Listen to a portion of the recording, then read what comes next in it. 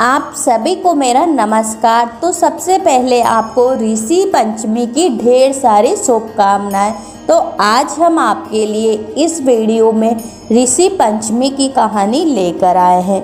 दोस्तों, एक समय की बात है, एक गांव में एक माँ बेटे थे।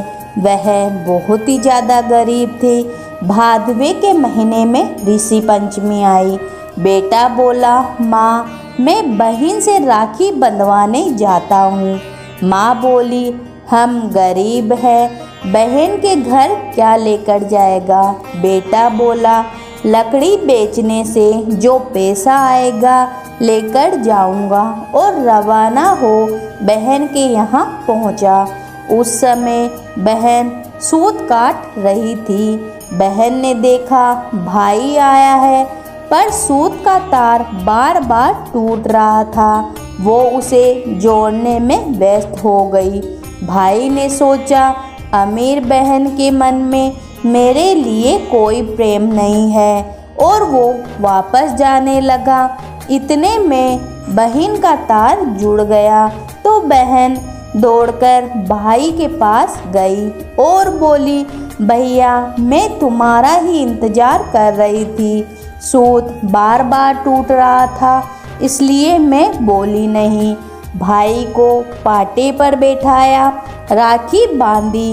भाई ने बहन को भेंट दी। खुशी से बावली बहन पड़ोसन से पूछने गई कि कोई प्यारा मेहमान आया तो क्या रसोई बनानी चाहिए। पड़ोसन ने भी कह दिया कि घी में चावल बनाना और तेल का चोखा देना। बहन खुशी में पागल थी, जैसा कहा वैसा कर दिया। 2 घंटे बीते। भाई ने कहा, बहन भूख लग रही है। बहन बोली, भैया चावल बने ही नहीं। और भाई को पड़ोसन वाली बात कही तो भाई बोला, बहन घी में चावल बनते हैं क्या, दूध ला और खीर बना। बहन ने खीर बनाई, सबने भोजन किया। सुबह अंधेरे भाई को जाना था, तो बहन ने लड्डू बनाने के लिए गेहूं पीसे। लड्डू बना के भाई के साथ बांध दिए। भाई रवाना हुआ। उतने में ही बच्चे उठे और बोले, हमको भी लड्डू दो। बच्चों को देने के लिए लड्डू तोड़ा तो उसमें से सांप के छोटे छोटे टुकड़े निकले, तो तुरंत भाई के पीछे दौड़ी। बहुत दूर पर भाई मिला तो आवाज़ दी। भाई सोचने लगा, मैं इसके घर से कुछ नहीं लाया, फिर भी ये मेरे पीछे क्यों आई है।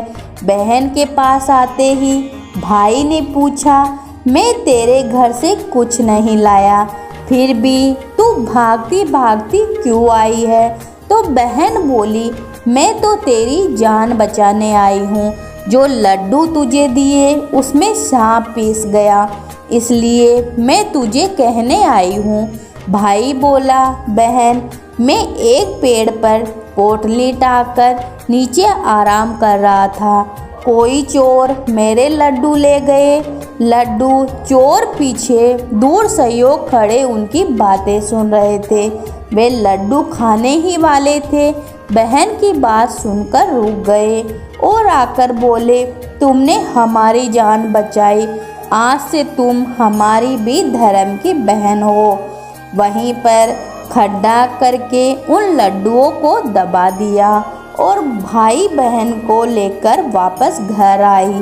तीसरे दिन भाई को सीख देकर भेजा, इसलिए भाई को राखी के दिन रात को नहीं रोकना चाहिए, और जाते समय कुछ खाने को सामान नहीं बांधना चाहिए। खोटी की खरी अधूरी करो सबकी पूरी।